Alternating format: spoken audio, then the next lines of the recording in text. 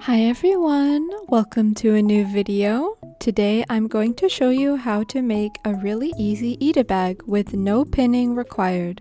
So for the materials, you're going to need an Ita bag.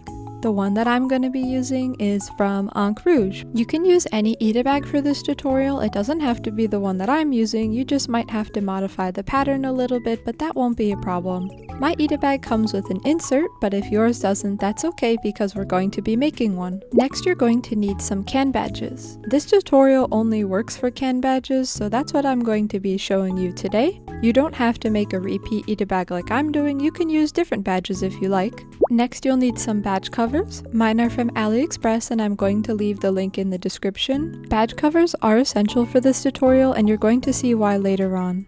Next, you'll need a pair of scissors. Another essential item is the clear file. You can use any kind of clear plastic. This is just the one that I was able to find at Daiso. The first part of the tutorial is to take your badge covers and insert your badges. This can be a little difficult, but just don't force it or you might rip the badge cover. I find it to work best if you slide it in like this and then pull the front part over the badge.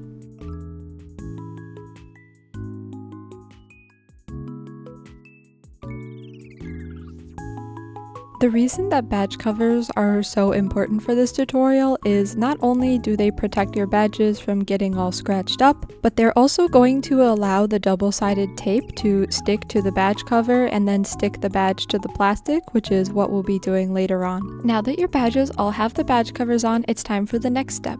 You're going to want to take your clear file and trim the edges of it so that it aligns with your Ita bag insert. My Ita bag insert already has a layer of plastic sewn onto it, but I'm going to show you an example from a previous bag that I did. This is my Linny Ita bag and you can see that I have the clear file and I trimmed the edges of it so the corners are rounded like the Ita bag insert.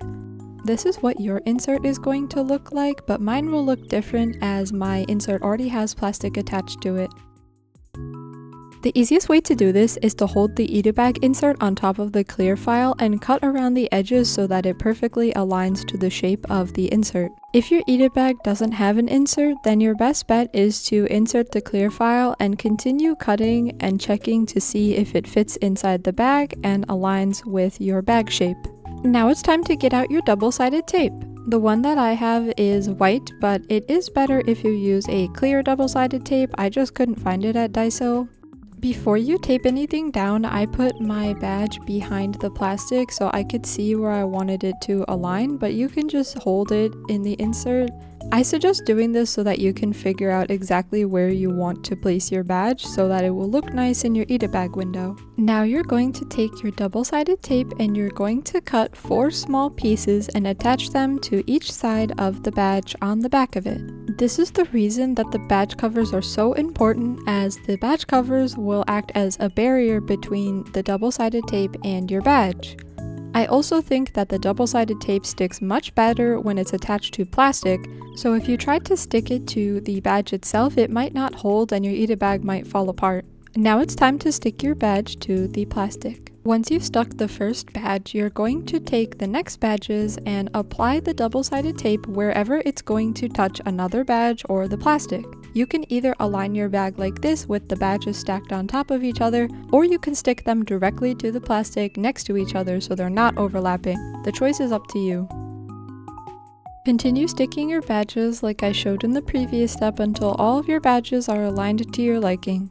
While the bag that I'm showing you today only has 6 badges, I have done this method with bags that hold 8 badges and 20 badges, so it will hold up even if you have a lot of badges. You just might have to find a bigger clear plastic insert. Lastly, put your insert in the bag and your bag is all finished.